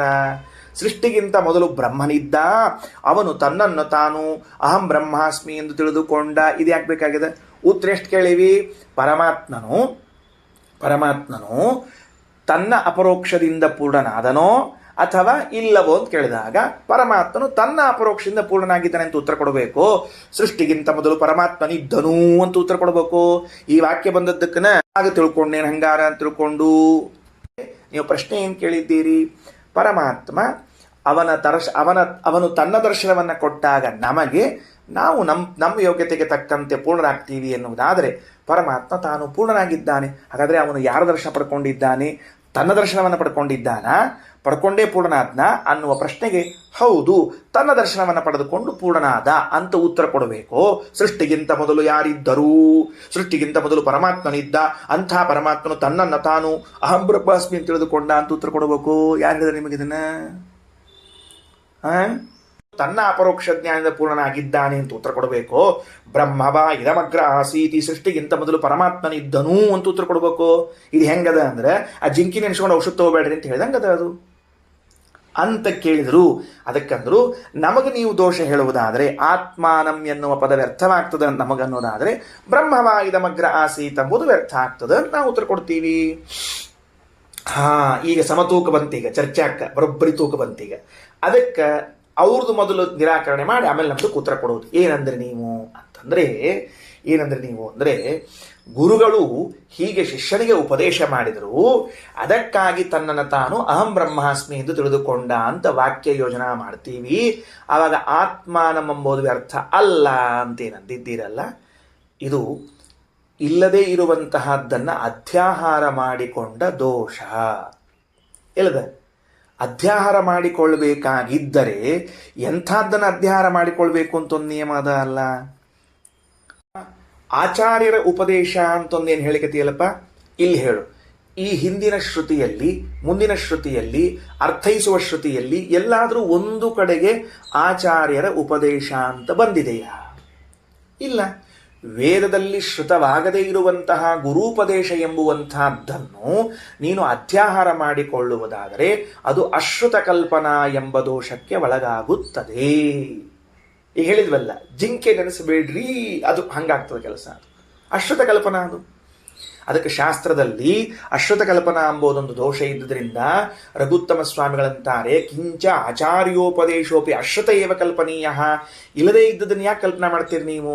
ಹಂಗಾರೆ ಬಿಡ್ತೀರಿ ಅಂತ ಆದರೆ ತತ್ಪರಿತ್ಯಾಗೇ ಚ ಬಾಧಿತಾರ್ಥಕತ್ವ ಪತ್ತೇಹೇ. ಆವಾಗ ವಾಕ್ಯ ಬೇಕಾಗಿಲ್ಲ ನಮಗೆ.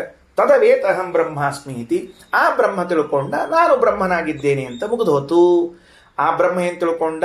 ಅದು ಅದು ಅದು ಯಾವುದು ತತ್ಶಬ್ದ ವಾಚ್ಯವಾದ ಬ್ರಹ್ಮ, ನಾನು ಬ್ರಹ್ಮನಾಗಿದ್ದೀನಿ ತಿಳ್ಕೊಂಡ್ಬಿಟ್ಟದೆ.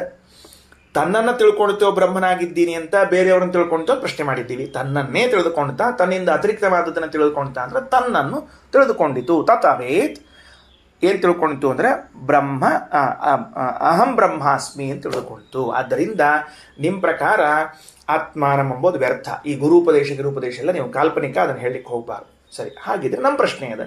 ಏನು ಪ್ರಶ್ನೆ ಇದೆ? ನಿಮ್ಗೆ ಉತ್ತರ ಹೇಳ್ರಿ. ನೀವು ಅಹಂ ಬ್ರಹ್ಮ ಅಸ್ಮಿ ಅಂತನ್ನುವುದು ಮೂರೂ ಕೂಡ ವಿಶೇಷಣ ಅಂತನ್ನುವುದಾದರೆ ಆವಾಗ ಆತ್ಮಾವ ಇದಮಗ್ರ ಆಸೀತ್ ಅನ್ನುವಂತಹ ವಾಕ್ಯ ಏನು ಮಾಡಬೇಕು? ಅದು ಯಾಕೆ ಬಂತು ಅಂದರೆ ಇಷ್ಟೇ, ಬೇರೆ ಏನಿಲ್ಲ. ತನ್ನನ್ನು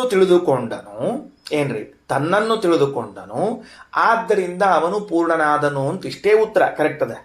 ಪ್ರಶ್ನೆ ಏನು ಅಂದ್ರೆ, ಇವತ್ತು ತಿಳಿದುಕೊಂಡನ, ನಿನ್ನೆ ತಿಳಿದುಕೊಂಡನ, ಯಾವತ್ತು ತಿಳಿದುಕೊಂಡ ತನ್ನನ್ನು ತಾನು ಅನ್ನೋ ಪ್ರಶ್ನೆ ಬರ್ತದೆ.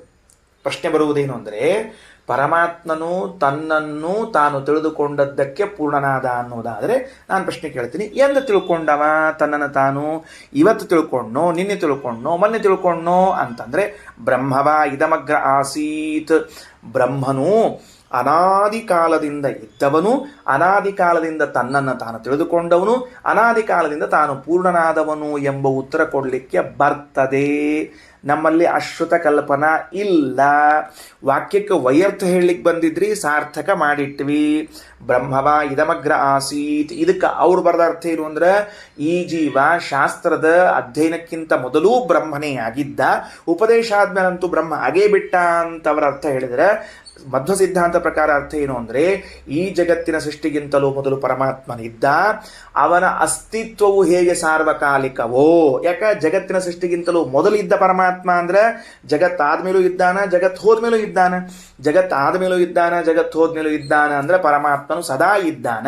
ಪರಮಾತ್ಮನ ಅಸ್ತಿತ್ವವು ಸದಾ ಅಂದ್ರೆ ಪರಮಾತ್ಮನ ಜ್ಞಾನವು ಸದಾ, ಪರಮಾತ್ಮನ ಜ್ಞಾನವು ಸದಾ ಅಂದ್ರೆ ಪರಮಾತ್ಮನ ಪರಿಪೂರ್ಣತ್ವವು ಸದಾ ಅನ್ನುವುದಕ್ಕೆ ಬ್ರಹ್ಮವಾ ಇದಮಗ್ರ ಆಸೀತ್ ತದಾತ್ಮಾನಮೇವ ಅವೇತ್ ಅಹಂ ಬ್ರಹ್ಮಾಸ್ಮೀತಿ ತಸ್ಮಾತ್ ತತ್ಸರ್ವಮಭವತ್ ಎಂಬ ವಾಕ್ಯ ಅತ್ಯಂತ ಸಮಂಜಸವಾಗುತ್ತದೆ. ನೀವು ಹೇಳಿದಂತೆ ಹೋದರೆ ಆ ಬ್ರಹ್ಮನು ಯಾರನ್ನು ತಿಳ್ಕೊಂಡ ಅಂದ್ರೆ ಬ್ರಹ್ಮ ಅಹಂ ಬ್ರಹ್ಮಾಸ್ಮಿ ತಿಳ್ಕೊಂಡ, ಬ್ರಹ್ಮ ಅಹಂ ಬ್ರಹ್ಮಾಸ್ಮಿ ತಿಳ್ಕೊಂಡ, ಬ್ರಹ್ಮ ನಾನು ಬ್ರಹ್ಮನಿದ್ದೀನಿ ತಿಳ್ಕೊಂಡ. ತನ್ನನ್ನು ವಾಕ್ಯ ಏನು ಮಾಡಬೇಕು, ಯಾರಿಗೆ ಹಚ್ಕೋಬೇಕು ಅದನ್ನು, ತನ್ನನ್ನು ಅನ್ನೋದನ್ನು ಬೇಕಾಗಿಲ್ಲ. ಬ್ರಹ್ಮ ಏನು ಅನ್ಕೊಂಡ, ನಾ ಬ್ರಹ್ಮ ಇದ್ದೀನಿ ಅಂದ್ಕೊಂಬಿಟ್ಟ, ಮುಗಿದೋದು ಕೆಲಸ. ಬ್ರಹ್ಮ ನಾ ಬ್ರಹ್ಮ ಇದ್ದೀನಿ ಅಂತ ಅನ್ಕೊಳ್ಳೋದ್ರಿಂದ ಕೆಲಸ ಮುಗಿತಿರುವಾಗ ಬ್ರಹ್ಮನು ತನ್ನನ್ನು ತಾನು ಅಹಂ ಬ್ರಹ್ಮಾಸ್ಮಿ ಅಂತ ತಿಳ್ಕೊಂಡ ಅನ್ನುವ ವಾಕ್ಯ ಯಾರು ಹಿಂಗೆ ಹೇಳಂಗಿಲ್ಲ. ನೀನಿನ್ನೇನು ತಿಳ್ಕೊಂಡಿ ಅಂದ್ರೆ ಹೀರೋ ಅಂತ ತಿಳ್ಕೊಂಡು ನಿಂತ ಇಷ್ಟ ಅಂತಾನ.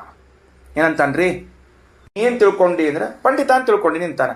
ನನ್ನನ್ನು ನಾನು ಪಂಡಿತ ಅಂತ ತಿಳ್ಕೊಂಡೆ ಅಂತ ಯಾರು ಹೇಳೋದಿಲ್ಲ, ಹಂಗೆ ಪ್ರಯೋಗ ಇಲ್ಲ. ನೀ ಏನು ತಿಳ್ಕೊಂಡಿ ಅಂತಂತ ಸಿಟ್ಟಿಗೆ ಬಂದಾಗ ನೀ ಏನು ತಿಳ್ಕೊಂಡಿ ಅಂತ, ನಾನು ಮನೆ ಯಜಮಾನ ಅಂತ ತಿಳ್ಕೊಂಡಿನಿ ಅಂತ, ನನ್ನನ್ನು ನಾನು ಮನೆ ಯಜಮಾನ ಅಂತ ತಿಳ್ಕೊಂಡೆ ಅಂತ ಯಾರೂ ಉತ್ತರ ಕೊಡೋದಿಲ್ಲ. ಅಂದಮೇಲೆ ಬ್ರಹ್ಮನು ತನ್ನನ್ನು ತಿಳಿದುಕೊಂಡ, ಮಂದಿನ ತಿಳ್ಕೊಂಡ ಅಂದ್ರೆ ಬ್ರಹ್ಮ ನಾ ಬ್ರಹ್ಮ ಇದ್ದೀನಿ ತಿಳ್ಕೊಂಡ, ಇಷ್ಟೇ ಉತ್ತರ ಮುಗೀತು. ಆತ್ಮಾನಂ ಬೇಕಾಗಿಲ್ಲ. ಆತ್ಮಾನಂ ಪದವನ್ನು ಸಾರ್ಥಕ ಮಾಡಲಿಕ್ಕೆ ಅಶ್ರುತವಾದ ಗುರುಪದೇಶ ಎಂಬುದನ್ನು ಕಲ್ಪನಾ ಮಾಡಬೇಕಾಗ್ತದೆ, ವ್ಯರ್ಥ. ಹಾಗರ್ಥ ಮಾಡಬಾರದು. ಎಷ್ಟಾತ್ ನೋಡ್ರಿ. ಯದಿ ಅಹಂ ಶಬ್ದ ತಗೊಳ್ರಿ, ಭಾಷೆ ತಗೊಳ್ರಿ. ಯದಿ ಅಹಂ ಶಬ್ದ ಅಸ್ಮತ್ ಶಬ್ದಾರ್ಥವಾಚಿ ಅಸ್ಮಿ ಶಬ್ದಶ್ಚ ಉತ್ತಮ ಪುರುಷೇ ತದಾ ಆತ್ಮಾನಮಿತಿ ವ್ಯರ್ಥಂ ಸ್ಯಾತ್. ಅತಃ ಅಹಂ ಅಸ್ಮಿ ಶಬ್ದವು ಉಕ್ತಾರ್ಥಾವೇವ. ಆದ್ದರಿಂದ ಅಹಂ ಮತ್ತು ಅಸ್ಮಿ ಎಂಬುವಂತಹ ಶಬ್ದಕ್ಕೆ ನಾವು ಹೇಳಿದ ಅಂದ್ರೆ ಎಲ್ಲರಿಗೂ ಅಂತರ್ಯಾಮಿಯಾದುದರಿಂದ ಯಾರೂ ಅವನನ್ನು ಬಿಡಲಾರರು, ನಾನು ಸದಾ ಇದ್ದೇನೆ ಎಂದು ತಿಳಿಯಲ್ಪಡುವನು ಎಂಬ ಅರ್ಥವೇ ಸರಿ. ಹಂಗಾರೆ ಮತ್ತೆ ಬ್ರಹ್ಮವಾ ಇದಮಗ್ರ ಆಸೀತ್ ಅನ್ನೋದು ವ್ಯರ್ಥ ಆಗ್ತದಲ್ಲ ಅಂದ್ರೆ ಅಗ್ರೇ ಅನಾದಿ ಕಾಲತಃ ಏವ ವಿದ್ಯಮಾನಂ ಆತ್ಮಾನಂ ಜಾನಾತಿ. ಅನಾದಿ ಕಾಲದಿಂದಲೂ ಇರುವ ತನ್ನನ್ನ ತಾನು ತಿಳಿತಾನ. ತದ್ ಬ್ರಹ್ಮ, ಅವನು ಬ್ರಹ್ಮ ಅಂತ ಅರ್ಥ. ಸರಿ ಆಯ್ತಾ? ಅಹಂ ಶಬ್ದಾರ್ಥವನ್ನು ಹೇಳ್ತಾರ, ಮುಗಿಸ್ಬೋಣಂತ. ಇದೊಂದು ಚಂದದ. ಏನಂತ, ಈಗ ಅಹಂ ಶಬ್ದಾರ್ಥ ಹೇಳ್ತಾ ಇದ್ದೀರಿ ನೀವು. ಅಹಂ ಶಬ್ದಾರ್ಥ ಅಂದ್ರೆ ಅಹೇಯ ಅಂತ ಹೇಳ್ತಾ ಇದ್ದೀರಲ್ವಾ. ಅಹೇಯ ಅಂದ್ರೆ ಬಿಡಲಾಗದವನು. ಬಿಡಲಾಗದವನು ಅಂತಂದ್ರೆ ಯಾಕೆ ಬಿಡಲಾಗದವನು? ಅಹಂ ಶಬ್ದಕ್ಕೆ ಅರ್ಥ ಏನು ಮಾಡ್ಲಿಕ್ಕತ್ತೀರಿ ನೀವು? ಬಿಡಲಾಗದವನು ಅಂತ ಅರ್ಥ ಮಾಡ್ಲಿಕ್ಕತ್ತೀರಿ. ಯಾಕೆ ಹಂಗೆ ಅರ್ಥ ಮಾಡಬೇಕು ಅಂದ್ರೆ ಸರ್ವನಿಯಂತೃತ್ವೇನ ಪರಮಾತ್ಮನು ಸರ್ವರಿಗೂ ನಿಯಾಮಕನಾಗಿದ್ದಾನೆ. ಅಷ್ಟೇ ಅಲ್ಲದೆ ಸರ್ವಗತನಾಗಿದ್ದಾನೆ, ಎಲ್ಲ ಕಡೆಗೆ ವ್ಯಾಪಿಸಿ ಇದ್ದಾನೆ. ಆದ್ದರಿಂದಲೇನೆ ಅವನನ್ನು ಬಿಡಲಾಗದು. ಏನು ಅಹಂ ಶಬ್ದಾರ್ಥ? ಎಷ್ಟು ದೀರ್ಘ ಬರೆದು ಶ್ರೀಮದಾಚಾರ್ಯರು ಬರ್ಕೊಳ್ರಿ, ಸರಿಯಾಗಿ ಬರ್ಕೊಳ್ರಿ. ಗೊತ್ತದ ನಿಮಗೆ, ಅದು ಬರ್ಸಿದ್ದೀನಿಲ್ಲೋ, ಇನ್ನೊಂದ್ಸಲಿ ತಿಳ್ಕೊಳ್ರಿ ಬೇಕಾರೆ. ಹಿಂಗೆ ಪಾಯಿಂಟ್ ಹೇಳ್ಕೋದ್ ಬರ್ರಿ ನನ್ನ ಜೊತೆಗೆ. ಏನಂತ ಹೇಳ್ಕೊಂಬರ್ಬೇಕು? ಅಹಂ ಶಬ್ದಕ್ಕೆ ಶ್ರೀಮದಾಚಾರ್ಯರು ಬರೇ ಅಹೇಯ ಅಂತ ಹೇಳ್ತಿಲ್ಲ, ಸರ್ವರನ್ನು ನಿಯಂತ್ರಿಸುತ್ತಿರುವುದರಿಂದ, ಸರ್ವಗತನಾಗಿದ್ದರಿಂದ ಅವನನ್ನ ಬಿಡಲಾಗದು. ಅಂದ್ರೆ ಸರ್ವರನ್ನೂ ನಿಯಂತ್ರಿಸುವುದು ಅಂದ್ರೆ ಈ ಅಂತರ್ಯಾಮಿಯಾಗಿ ಸರ್ವರನ್ನು ನಿಯಂತ್ರಿಸುವುದು ಅಂತ, ಸರ್ವಗತನಾಗಿದ್ದಾನೆ ಅಂತ. ಹಿಂಗ್ಯಾಕೆ ಹೇಳ್ಬೇಕಾತ್, ಇಷ್ಟ್ಯಾಕೆ ಹೇಳ್ಬೇಕಾತ್ ಶ್ರೀಮದಾಚಾರ್ಯರು ಅಂತಂದ್ರೆ ಇಷ್ಟರ್ಥ. ರಾಜನಿದ್ದಾನೆ. ಆ ರಾಜ ತನ್ನ ರಾಜ್ಯದಲ್ಲಿ ಇದ್ದವರನ್ನೆಲ್ಲರನ್ನೂ ನಿಯಂತ್ರಣ ಮಾಡ್ತಾನ. ನಿಯಂತ್ರಣ ಮಾಡುವುದಿಲ್ಲೇನು? ರಾಜನೊಬ್ಬನು ತನ್ನ ರಾಜ್ಯದಲ್ಲಿದ್ದ ಪ್ರಜೆಗಳನ್ನೆಲ್ಲರನ್ನೂ ನಿಯಂತ್ರಣ ಮಾಡುತ್ತಾನೆ. ಆದರೆ ತನ್ನ ರಾಜ್ಯದಲ್ಲಿದ್ದ ಪ್ರಜೆಗಳನ್ನು ನಿಯಂತ್ರಣ ಮಾಡುತ್ತಾನೆ ಹೊರತಾಗಿ ಸರ್ವ ಪ್ರಜೆಗಳನ್ನು ನಿಯಂತ್ರಣ ಮಾಡುವುದಿಲ್ಲ. ಅವನಿಗೊಂದು ದೇಶದ ಮಿತಿ ಅದ. ಪರಮಾತ್ಮನಿಗೆ ಸರ್ವ ನಿಯಂತ್ರತ್ವ, ದೇಶಕಾಲದ ಮಿತಿ ಇಲ್ಲದೆ ನಿಯಂತ್ರತ್ವ ಒಂದು. ಎರಡನೆಯದ್ದು, ಈ ನಿಯಂತ್ರಣ ಮಾಡುವಂತಹ ರಾಜ ಯಾವುದೋ ಒಂದು ಊರಿನಲ್ಲಿ ಕುತ್ಕೊಂಡು ಆರ್ಡರ್ ಪಾಸ್ ಮಾಡ್ತಾನೆ, ಇಲ್ಲಿ ಏನಾಗ್ತದೆ ಕೆಲಸ ಆಗ್ತದೆ. ಹಂಗೆ ಪರಮಾತ್ಮ ಏನು ಅಂದ್ರೆ ಅಲ್ಲ, ಸರ್ವಗತನಾಗಿದ್ದಾನೆ, ಎಲ್ಲ ದೇಶಗಳಲ್ಲಿ ಇದ್ದಾನೆ. ಎಲ್ಲ ದೇಶಗಳಲ್ಲಿ ಇದ್ದು, ಎಲ್ಲ ವ್ಯಕ್ತಿಗಳಲ್ಲಿ ಇದ್ದು ನಿಯಂತ್ರಣ ಮಾಡ್ತಾ ಇರುವುದರಿಂದ ಅವನನ್ನು ನಾವು ತ್ಯಾಗ ಮಾಡಲಾರೆವು. ಆ ಅಭಿಪ್ರಾಯದಿಂದ ಅಹಂ ಅಂತ ತನ್ನನ್ನು ತಾನು ತಿಳ್ಕೊಂಡ ಪರಮಾತ್ಮ. ಶ್ರೀಕೃಷ್ಣಾರ್ಪಣಮಸ್ತು.